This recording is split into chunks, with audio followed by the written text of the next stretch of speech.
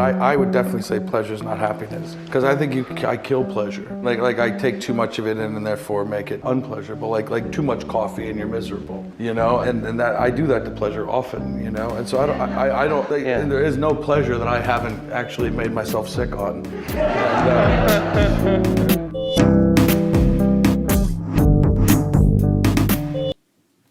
Welcome back to the Actors Room. My name is Jeff Tarowski. I am sitting here in my brother's basement. Dave is going to do this episode with talking about the multi-talented Philip Seymour Hoffman, who went way too soon. Dave, what was the exact age that he passed away? He was 46. 46 years young. So full of talent, full of life. He had dreams. And, from my opinion, I think that he fulfilled his dreams as far as being on the stage and in film. Are you right? Am I right on that? Yeah, I think he did a lot of everything he set out to do with being a successful actor. There's no doubt about it. He was successful. He was very happy with the work he did. Right. For the most part, he was very critical, of course. He was his own worst critic, which isn't a big surprise when it comes to a great artist of that stature.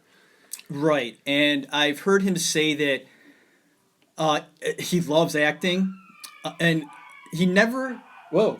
I'm not sure if anyone can hear that in the background, but that's my dog losing his mind. Yeah, is there Probably a dog walking in the street. We might hear that from time to time in this episode. It's all right. Sorry. We love the doggies.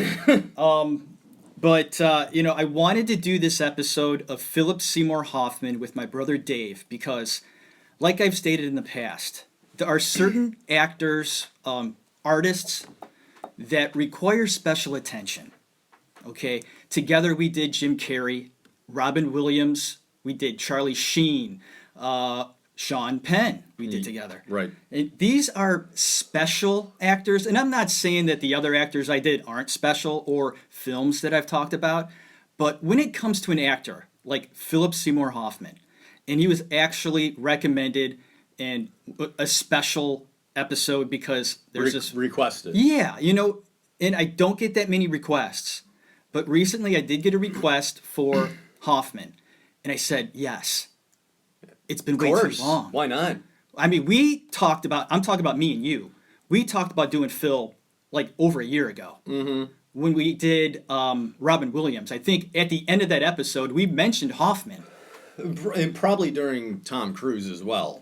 We might have, yeah. I'm sure. And we've always had that in the back of our heads.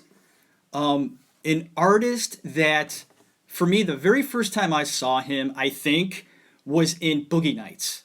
Now, when was the first time you just saw him? That's the thing. I know I'd probably seen some movies that he had done that were pretty small parts, like Scent of a Woman. Oh, right. But I mean, there were such small parts. But the one time I do remember, I was like, "Wow, that guy's really good." Was Patch Adams? Yes. Which I think was a year after Boogie Nights, if I'm not mistaken.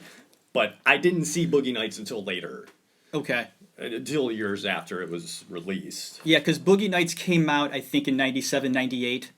Right, yeah. Boogie Nights was 97, Patch Adams was 98. Okay. But I saw Patch Adams first, and then I loved his performance. We'll probably get to that eventually. That's pretty close together. That's what I was just like, there's certain actors who are just like, man, they explode on the screen.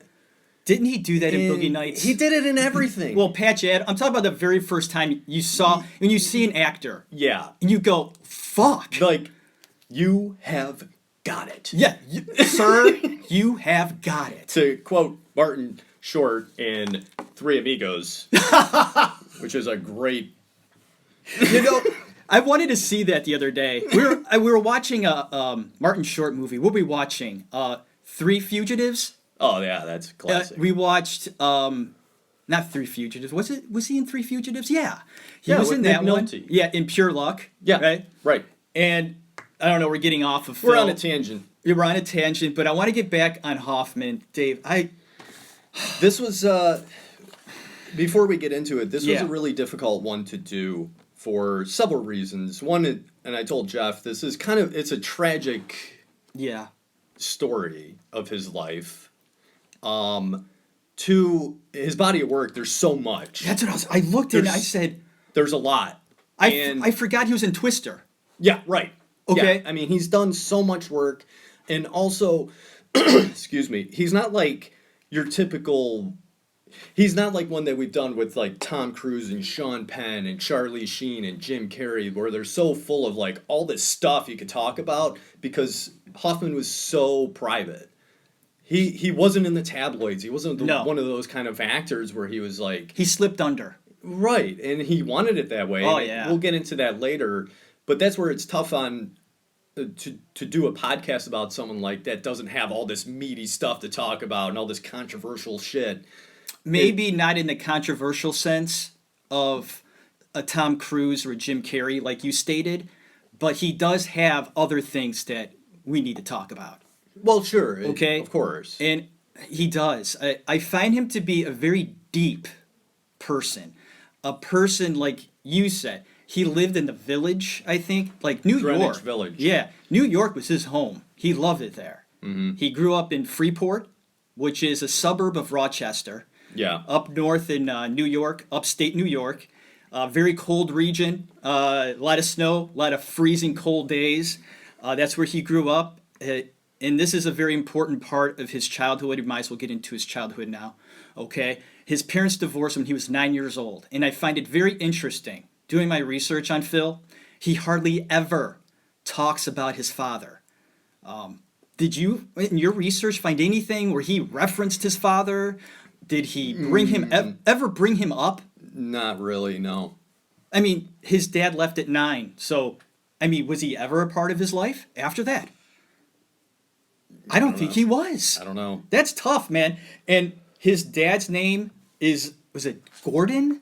I think it's Gordon. His father's name is Gordon Stowell Hoffman, okay. Who worked at Xerox. Thank you. I have a Xerox shirt. I just came from work.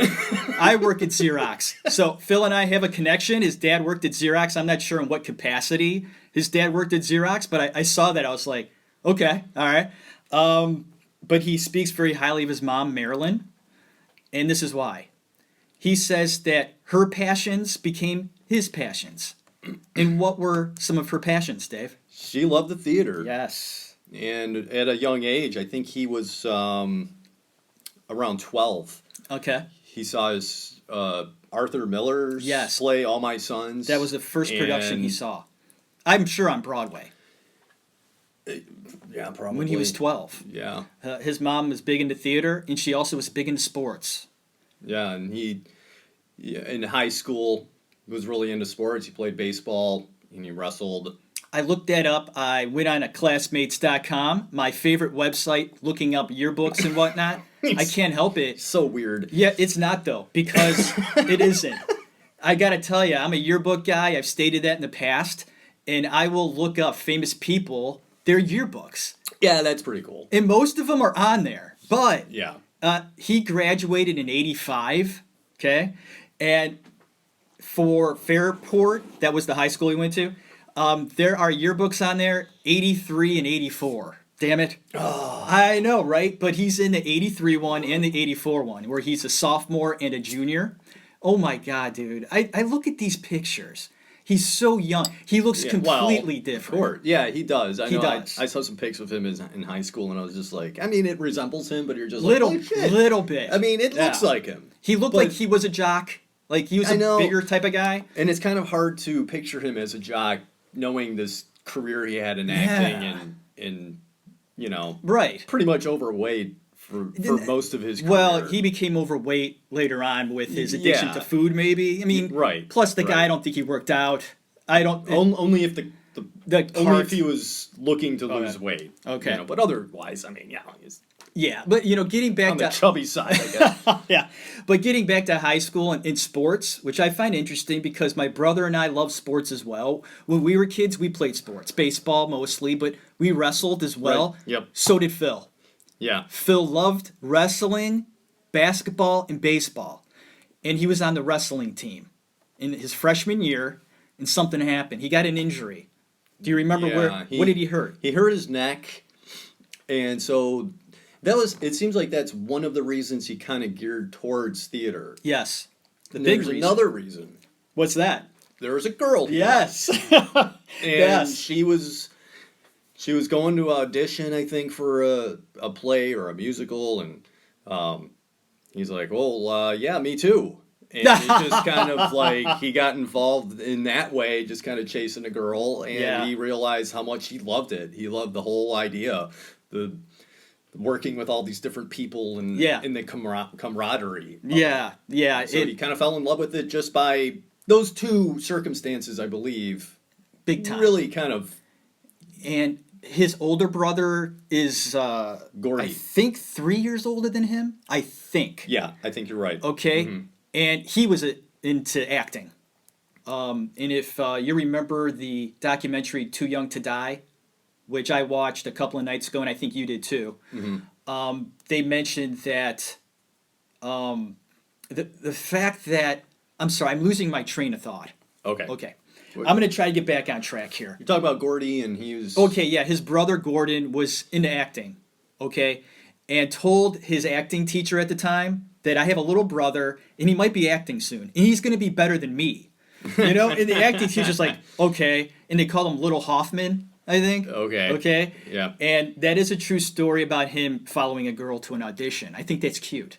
Yeah. Okay, and a lot of actors sort of admit that getting into acting, like, you meet a lot of girls, and that's cool.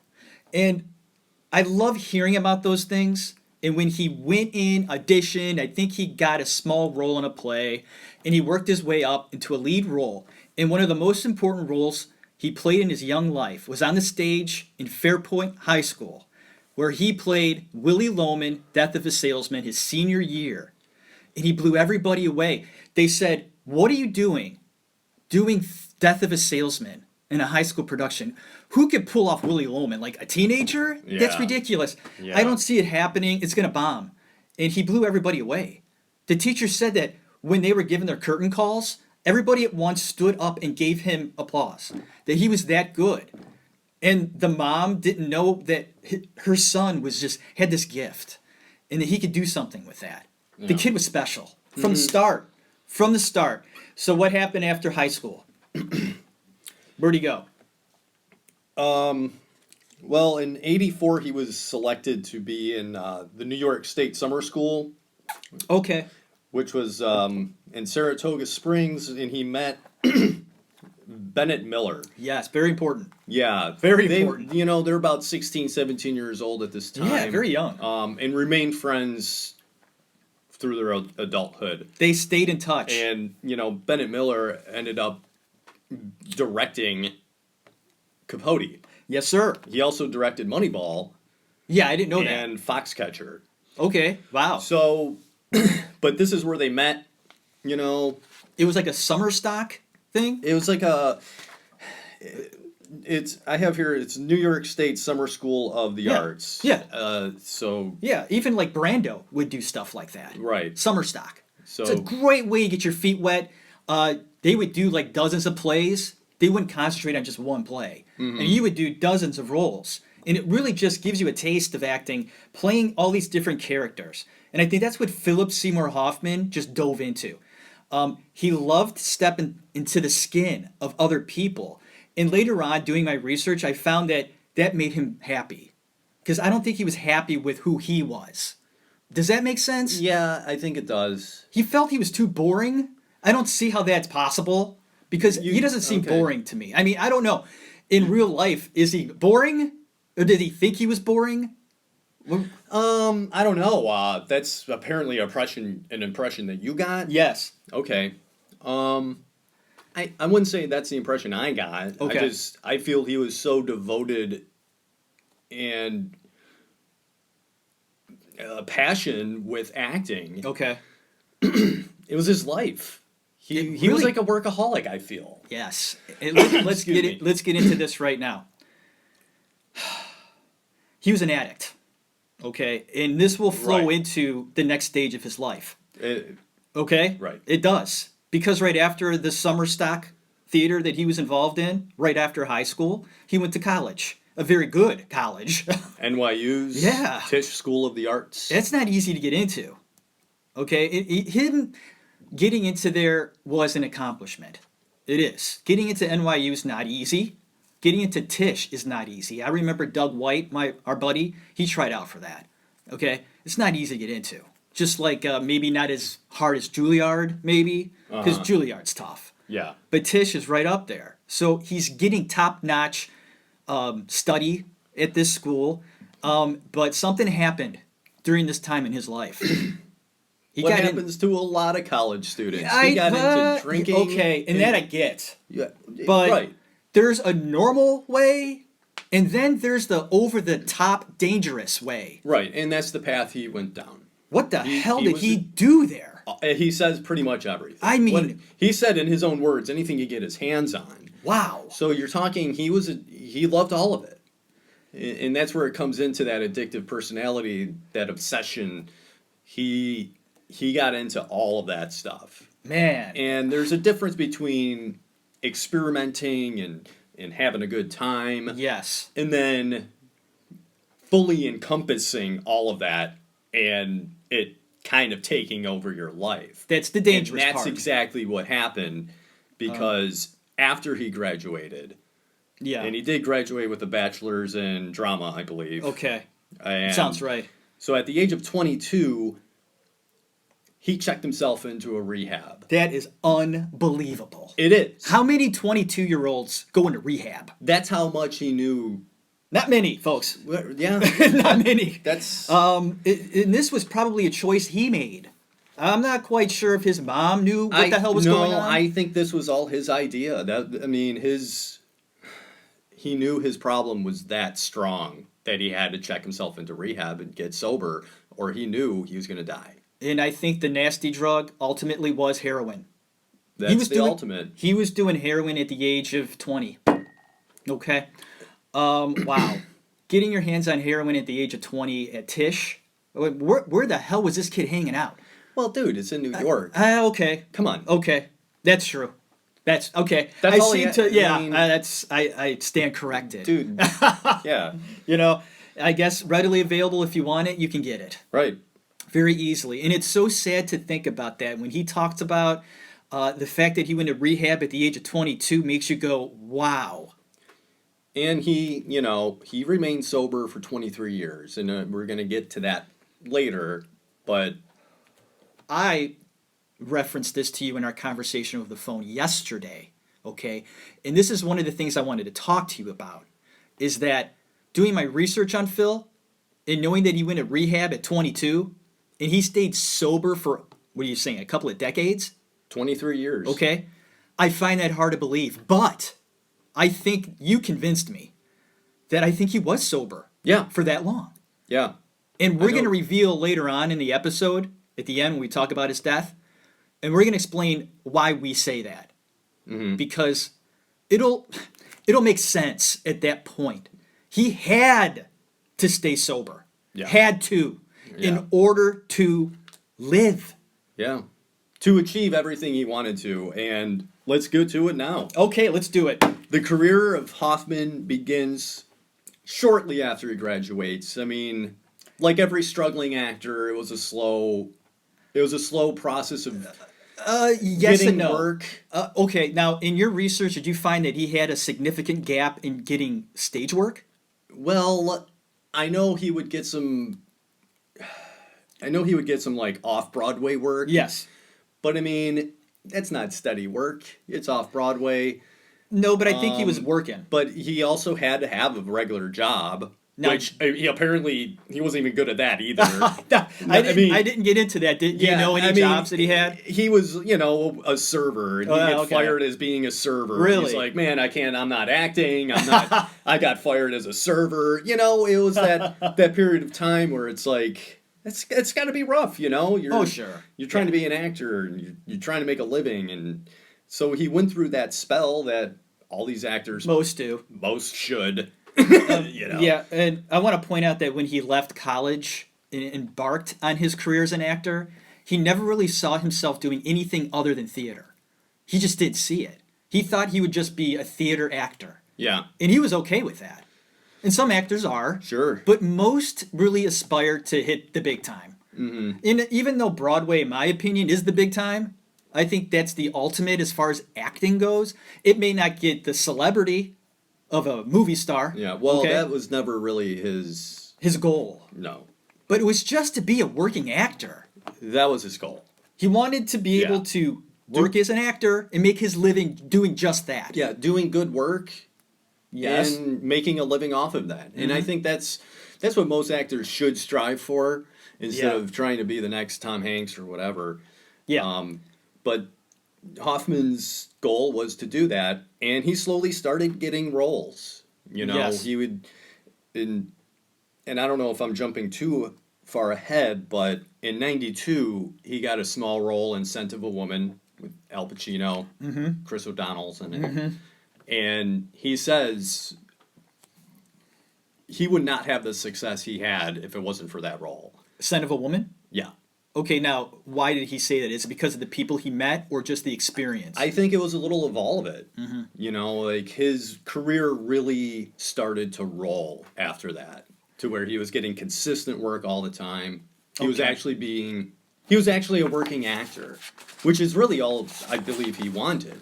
Okay, and I'm looking at my the IMDb, the resume of this very talented man. He said he only did one television role, and that was the very first job he ever got. Law and Order. Okay, that got him in the door. And that was the only TV he ever did. He was primarily theater and movies. So yeah, *Scent of a Woman* is right after he did *Leap of Faith* with Steve Martin. Oh, yeah. Very small role. And then *Scent of a Woman*. And then wow, I mean, it's amazing. I think the next one we should point out is *Hard Eight*. And why is that important, Dave? Who did he meet on that film? Well, a couple of people, but Paul Thomas Anderson. Yes, sir. P.T. Anderson. And a funny tidbit on that. It's not really funny, but a tidbit nonetheless. A tidbit. A year before he got the script for this, he went and saw the Sundance film of *Cigarettes and Alcohol*. Oh yeah, okay. And so Hoffman went to this preview or the premiere. Yeah. He saw that, he loved it, thought it was great. And this was Sundance? This was the Sundance. Okay. It was just a short film. And that was by PTA. Right. Okay. And I think a year or so later, his manager's like, there's this guy I met, his name is Paul Anderson, and he's a fan. And so Paul was a fan Yeah. of Phil? Yes. Okay. And Hoffman, he's not huge at this time, so he's like, wow, a fan? Yeah, that's awesome. great. And he read the script and he knew right away, this is the guy who wrote *Cigarettes and Alcohol*. So he read *Hard Eight* and went, this seems familiar. Yeah. In a way. He recognized the work of Paul Thomas Anderson. And wouldn't you know it, those two became very, very close friends up until the very end. They would hang out together. I mean, that was the relationship they had. Philip Seymour Hoffman said that was just the way PTA is. That he finds the talent and he finds these interesting people. And I think that someone like a PTA has a keen eye in finding talent. And when you find them and you work well together and you just click with one another, why break that up? They worked a lot together. Oh, man. I think there were like 6 or 7 projects in a row that PTA did that Phil was in. Only one that they didn't. Was There Will Be Blood. I think was the first one that Phil was not in. Like, what happened? Did you guys get in a fight? Because, there just wasn't a role in there for me. Yeah. And I think someone asked him, like, were you kind of, like, upset by that he didn't, like, include you in this film? Because he had you in every film since then. Yeah. So, did you have a falling out? It's like, no. He just, he goes, I kind of felt that was kind of great. He wasn't just, like, singling me out. Like, I'm just going to have you in every movie I do because we're buddies. He realized that there wasn't a role for me, and that was okay. That was great. I love Philip Seymour Hoffman. The guy is just, he's real. He understands how the business works. Being an actor is so hard. It's so hard to do it. I don't think people realize. Okay, the audience listening to this episode of The Actors Room, being an actor is really fucking hard. It is. Sustaining being an actor is not easy. No, and what made Philip Seymour Hoffman so great is that, and we've mentioned this on so many podcasts, is his versatility. Yes. And we'll go through, and we can't go through all of his movies. We can't. But what made him so great is that he literally could play anybody. It seemed that anyone way. At all. Yes. And just delve into being this character that was believable. And know it sounds simple as to just be a character and be believable, but he made it look so easy. In a way, that's true. It was effortless. It looked effortless. Yeah. We're not saying it was effortless. No, that's a difference. It was the farthest thing for No. him to do these roles effortlessly. Yes. But when you're watching, you really believe he is, this punk kid who was in Talented Mr. Ripley. Oh my God. Or yeah. he was, a transgender in Flawless. Mm-hmm. Or a gay guy in Boogie Nights. Oh my God. Or, the bad guy in Mission Impossible 3. It was just, it didn't matter what role he had. He nailed it every time. He made it believable. And that's why he's so beloved by everybody in the industry. I was thinking about that. I wanted to bring that up to you. Do you think, is it possible that any actor in showbiz or anybody, period, that respects acting, art, doesn't like Hoffman? No. I don't think there is one. Now, you could take almost any actor, and you will find on YouTube in the comment section people dogging them. I don't like them. It doesn't even matter if they don't like their acting. They just don't like the person. It turns them off. Hoffman, to me, I don't think he has any, like, what you would call people that just don't like him or dog him. He's a special case in art, in movies, in the theater. And let's go ahead and talk about probably his biggest role in the beginning, I think, was Boogie Nights. Yeah, absolutely. Okay, you agree? Oh, yeah. Okay. And I got to tell you, he pulled off that character so well. I personally believed for a while. I'm not saying how long. I don't know. I thought he was gay. Well, exactly. Am I wrong? No. Okay. I did. And I kind of saw him as gay. And I didn't take anything away from Hoffman in any way. But he pulled that character off so well. I thought he was gay. Well, and I don't think he was at all. No. But he wasn't.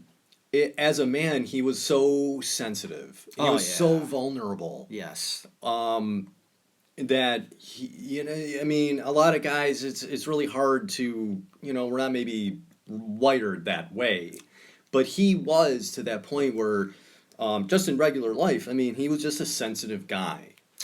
Yes, he was. Does that play into his addiction? Being so sensitive. Yeah, of course it does. Easily swayed. Right.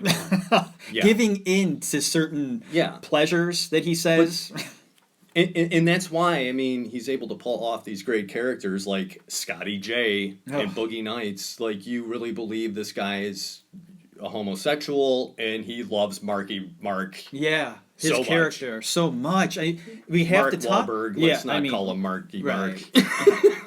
My bad. We have to talk about that landmark scene. Yeah. Okay, where he tries to kiss Wahlberg. Yeah. What a scene. It makes you feel so uncomfortable. Oh, yeah. All around, just like you feel so bad for him. Mm-hmm. I remember the first time I watched it, I was like, this poor guy. Yeah, he's like pathetic. He's pathetic, and he just, please kiss me. Will you kiss me? And it's just like, oh my God. You want to kiss me? He's trying everything. It's sad. He loves him so much, and it's so obvious. The very first time you see his character walk into that party, right? He's the boom guy on all the films in Boogie Nights. So he's around everything. And the very first time you see his character walk in, you are drawn to him. You just are. Like, your eyes go to him, and right off the bat, you could tell he loves him. Right, like the very first time he sees him, right? Like, even PTA with his director, camera lens, you get, like, zoned in on Mark Wahlberg in, like, Phil's eyes, right? He's like, vroom. He goes, vroom. And he just, the whole movie centered around the fact, not the whole movie, but his character. Yeah. Okay? And it affected me so much, that character. I remember talking to you about that role. Yep. And how it affected us. We're like, we got to keep an eye on this guy. He's good. For sure. Okay. So, yeah. Anything else about Boogie Nights? No. You would like to talk about? It's a great movie. I mean, yeah. All around, I enjoy Boogie Nights. I thought it was better than Magnolia for a while. I think I've turned that around. Magnolia is a better movie. Yeah. It is. And we'll get to that in a sec, but after Boogie Nights was Patch Adams. Right. Which was really, for me, the first time I was like, holy cow, who's this guy? And I know we've talked about this movie in excess when we talked about Robin Williams, so we don't have to talk about it a whole lot, other than I loved his character in this, because he was such a dick. But yeah, he was. If you think about it, dude, he's just a kid who's trying to be a doctor. Right, the best doctor he could be, because I think his dad was a doctor. Okay. Yeah. There's like this line, Yeah. and he knew that watching his dad, there's a certain way to be a doctor. Okay. Learn everything you can. We're not here Study. to entertain the patients here. Right. We're to make them feel better. And that's why I love that scene with him and Robin Williams, where he's just like, you know, he's like, this is not a joke. Yeah, you know, this is like, serious business. He's like, I want to be a doctor. He's like, this isn't a game to me. Right. You know, this isn't playtime. Right. I love that. This isn't playtime. And this is where, I mean, like, dude, and no one gets. I love how he gets so mad. angry. Oh, dude, and not just does. this movie, but in almost every movie he's a lot in of them. it. Man, Yeah. his rage It's is there. bar none. Yes. The best. And people close to him, including his. I don't think they ever got married. What was her name? No. Mimi? Mimi O'Donnell. Okay. They never got married, but she was his significant other. For They sure. were practically married. For sure. Okay. Right. She would mention that. As soft and everything and playful as he was, he had that anger thing. Of course. And he would explode. It was a little scary, but that was Phil. And you see it in his movies, man. He brings it. And I've always brought, like, at this stage in his career, I mean, he's still, I mean, he's not that well known.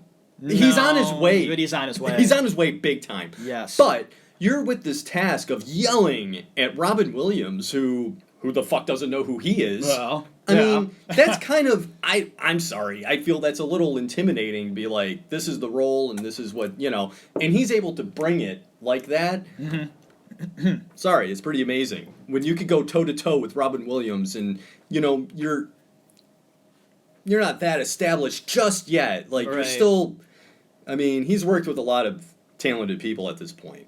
We're talking about Phil? Yeah. Yeah, oh, sure. And I'm just like, and he goes toe-to-toe with pretty much the best of them. Well, And throughout his career, he does that. He likes yelling at all the great ones. I don't care who you are. Well, yeah, that's Whether true. you're Tom Hanks or Meryl Streep later on in his career, he yells at all of the top dogs. It's like, it's kind of impressive. It is. But Before we move on from Patch Adams, yeah, okay, the movie he did right before that. Let me make sure that's true. Okay, Patch Adams. A film called Happiness. I watched it. Whoa. Did you read up on that movie?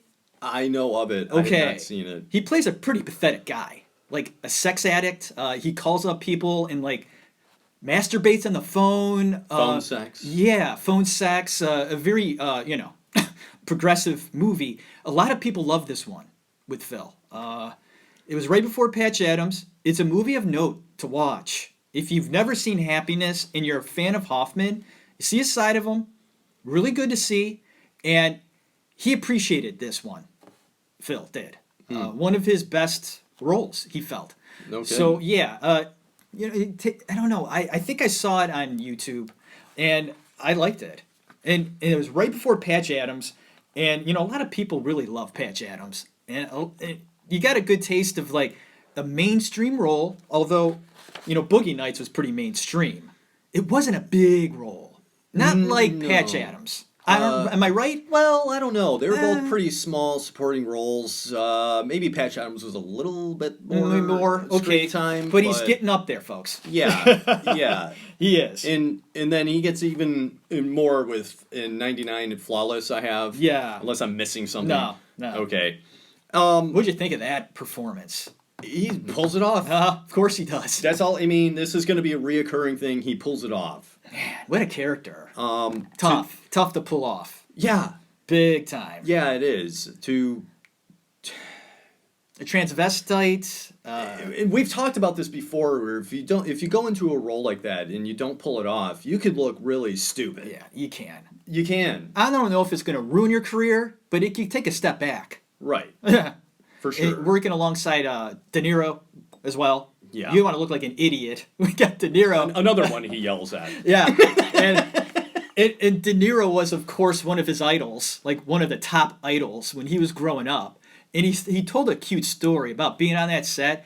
And he's like, I knew I was going to be acting with De Niro, And I was like, wow, great.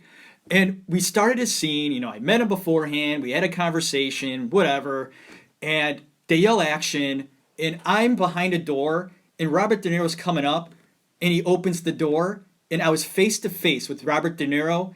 And I couldn't believe it. Like, it hit me at that point where I was in the world, where I was in my craft. Yeah. In my career. No kidding. I was face to face with De Niro, my idol. Yeah. Kind of hit me. And he was like, whoa, this is great. Forgot my line. I regained composure, but I was face to face with this legend. And, the movie itself, it's okay. It's all right. But the choices he makes, and me doing research on Hoffman, he kind of was like, yeah, this role, I don't think he really wanted to talk about this role. I don't think he wanted to be defined as a certain character. He wants to be so free. And it shows in this performance how free he is.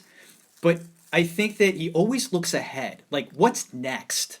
I don't really want to, delve into one character. I want to see what else is out there. So after Flawless, what was next that you have that you want to talk about? Well, I have Magnolia. Yeah, I think that's the next one, dude. Yeah. And this is another P.T. Anderson movie.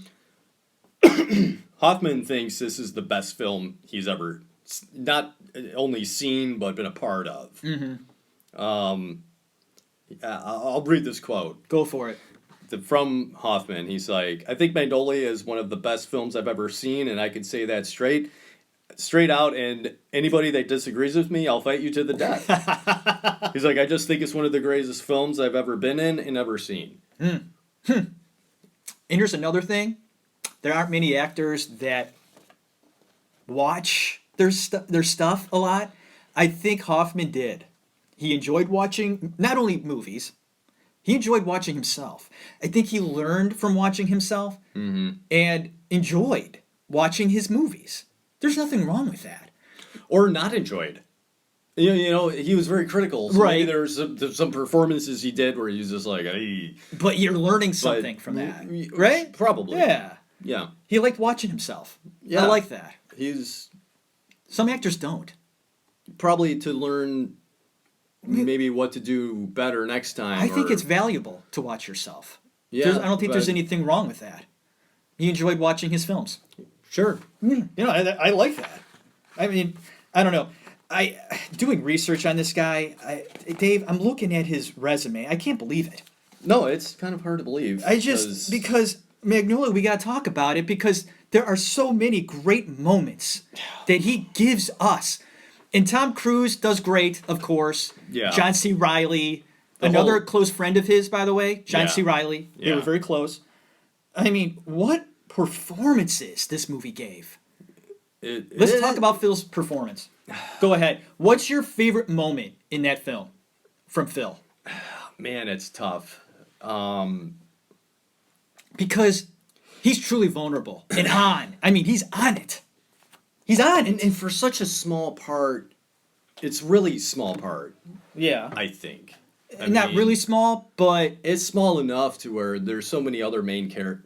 I mean, it's a movie that follows a lot of different characters. Okay. So it's like everybody's like a supporting role, but he's like a supporting role of a supporting role. Okay, I got you. You know what I mean? Yeah, okay, I get that. And he has his good moments with Jason Robards, of course. Yeah. But it's when and we talked about this during the Tom Cruise episode.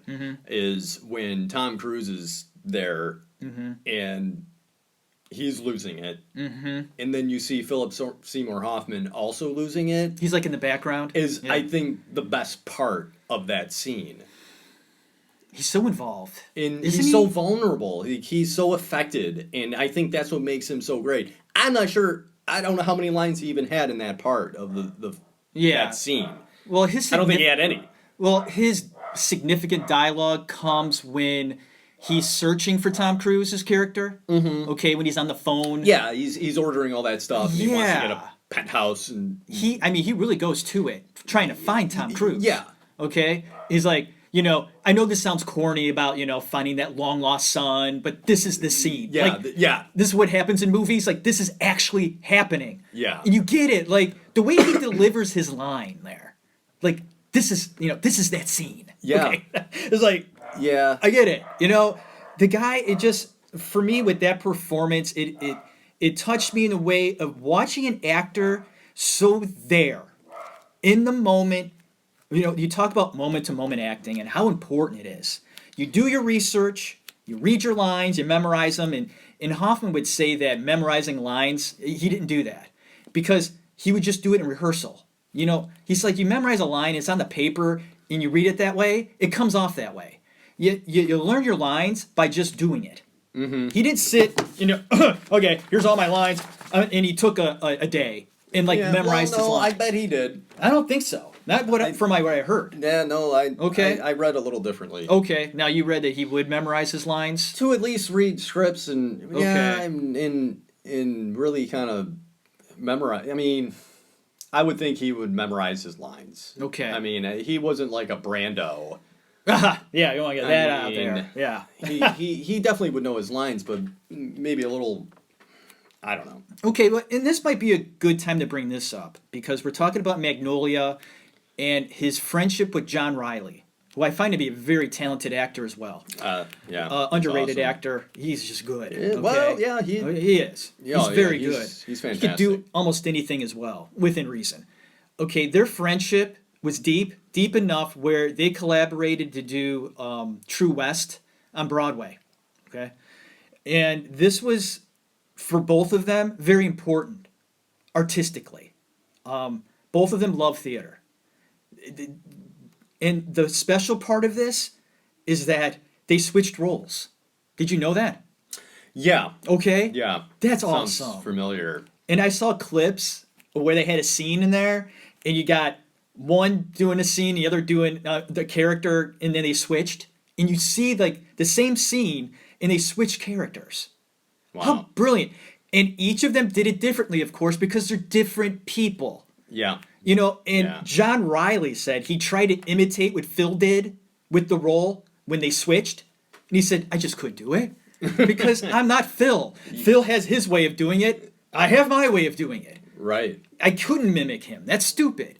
And that's what they were talking about their lines in this interview I saw. They're like, we just did it. Like, I saw the lines and because we switched roles, we had to know the whole play. Yeah. All the lines. And it was the act of doing it was the best way to get into the characters. And now we're kind of diving into being an actor, and that's what Philip Seymour Hoffman was all about, the work. And doing it right. Yeah. That was the joy. And the fact that you would do a performance, and that's the beauty of theater, you can have a great day. And he says, you would do a great performance, and you knew it was great because you actually slept that night. You had a good night's sleep. And when you didn't sleep well. You were thinking about it, but you always had tomorrow. Yeah. That was a great thing about theater. Yeah. It really is. He says it's a living organism, always moving around and breathing. And I think that's where the beauty of acting, the true actors love the stage. He did too. Absolutely. Okay. I would have loved to have seen that performance. True West on Broadway with those two guys. No kidding. Oh, I'm sure that was great. All right, man. So I think we talked a lot about Magnolia. Want to move on to the next big one? Well, or is there something else you want to touch on? I don't know which one you really want to delve into the most. Well, Talented Mr. Ripley, we can kind of a fun role for him. How's the peeping, Tommy? How's the peeping? It was just. I think he just loved to play that role. Oh yeah, that preppy boy. He was so good at being an asshole. Yeah, he kind of was pretty good. He was great. Yeah, that sarcastic thing that he had about him. Yeah, is very believable. Now, the person that requested this Philip Seymour Hoffman episode said, you have to talk about State and Maine. And my brother and I saw it a long time ago when it came out, okay? And what I remember of it, that's a fun project. Yeah. A lot of different actors, a lot of cool, William H. Macy, Yeah. Alec Baldwin, okay? Sarah Jessica Parker's in there. A lot of great actors. A fun play written by David Mamet. It's about a movie being done in this small town. They have to shut off Main Street. Lots going on, and they have to sort of make it work. And Hoffman plays a writer. That's his script, and he's all involved. Just a fun movie. A great performance by Hoffman. And one I wanted to touch on and talk about with Hoffman. State and Maine. If you've never seen it, check it out. It's worth it. It's hard to find. Okay? I try to go on, watch it. You can't even rent it. Like, on some of these sites, you can go on there and you can rent it for like $4. On Hulu and Amazon. And it said it wasn't available. Like, what the fuck? In this day and age? I know, right? Like, everything should be available. Everything should be available. What's the problem? Get the rights. Come on. So fucking ridiculous. But anyways. We're so spoiled. Everything should be right at our fingertips. We are spoiled now. Yeah. I mean, we're getting to that point, people. I know. We're at that point. If you're going to do it, just do it. Fucking shit. Okay. Okay, not a big role in the next one. Almost Famous, but I love this movie. Oh, it's great. Cameron Crowe wrote or directed it and wrote it. I think he wrote it. He wrote and directed. Did he really? Okay, this was his baby. Yeah. What a great role. You're not cool, man. I've seen you. It goes, I met you. Yeah. You're not cool. I mean, this was like it was in the previews for this movie. It's that line. He's like, you're not cool. You're not cool. You know, man. like that was, it was already set up. Like you knew this line already before you even saw it. Yeah. But he only shot for 4 days. Okay. He was so busy during this time. And he was sick those whole 4 days. Oh, he wasn't feeling well. He had the freaking flu. Oh, man. Those that whole sucks. 4 days. Yeah, you got to play that into the character, man. Right? Didn't seem sick. He didn't look sick to me, but he took a bunch of. It's impressive. That's pretty impressive. But I don't know, like you said, man, all his performances, they're dead on, man. Yeah. You like him. Is that what it is? He's so likable? Yeah. Okay? Even if he's a dick? You still like him. Absolutely. And that's how I judge an actor, because even if they're playing a dick, you should still like them. And I dog performances where there's an actor playing somebody that's not likable, and that's okay. There are unlikable characters in movies, folks. Yeah, well, lots of them. I mean, I'll be honest. The first time I saw Patch Adams in that character, I was like, I hate this guy. But that's because it was so good. I mean, it's okay to hate a character if they're believable. Right. You know what I mean? Like, if they're so bad, you're just like, fuck this guy. But, okay, so you're saying you respect the performance. Right. But I'm saying it goes beyond that. I can respect their performance, but in a way, I like them. Even though they're a dick. There's something about them that I like. Okay, yeah, all right. Now, I see what you mean. Is that Phil, though? Because you bring yourself into the role. I mean, that's him. Yeah, well, in his own words, he's when he takes on a character, he deciphers, okay, how much is this character like me, and how much is this character not like me? Okay. And he would try to bring those two together. Yes. Excuse me. So, I mean, he would try to bring on both of that. It wasn't just him. He would try to bring this other part of that's not him into that character. A part that's, okay. That's not him at all. That's what made him really great, I feel. That's deep. It's not just, his bringing himself. He's like, okay, I can relate to this, and that's kind of like me. But this other part, that's not like me at all. So he would mesh those two things together. You try to figure out, like, okay, how can I bring that part into myself that's not me at all? Right. You shouldn't. Okay, that's a great point. There are no restrictions with this guy. And right. Okay? Right. All right. There may not be a characteristic of someone you're going to play you like, okay, that's common. Yeah. I think. And as an actor, you should take that on. Be like, fuck, yeah. I may not like what that person's doing, my character, but I'm going to reach out, bring that in, and appreciate it, and kind of dive into that and go, yeah, I'm going to do the best I can with Right. that. That's a challenge. Make it a part of you. Yeah. Even though it may be very uncomfortable. Mm-hmm. And he was able to do that, though. I want to bring up, this is not going off base. I want to bring up Daryl Hannah, who's in Wall Street.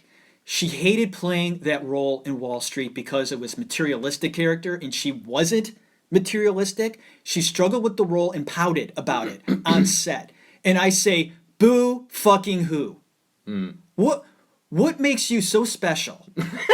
Okay, you got Oliver Stone giving you a role in a movie, okay, and you don't like that character because they're take hold of it. That should be a challenge then, right? Yeah. What's wrong with that? Well, I don't mean to dog on Daryl. No, but I don't know what the context of what she meant by that. It could have been just like it could be just a throwaway comment that she made. Mm-hmm. Like, I don't like that she was materialistic because I'm not like that. And it was, oh no, dude, she pouted on set because of it. She was hard to work with because she didn't like her character. Yeah. Okay, yeah, that's pretty stupid.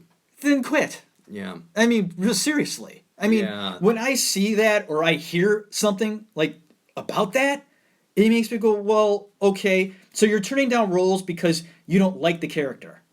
Okay. I don't, come on. You're just, and I guess maybe that's what some actors do. They pick and choose their roles because they want to play a certain type. Wow, you're really restricting yourself. Be brave. That's what Hoffman was. Yeah. And is that why we like him so much? Is that a part of it? Yeah. When you really dive into it. Absolutely. Is it the choices he made as an actor? That's part of it, yes.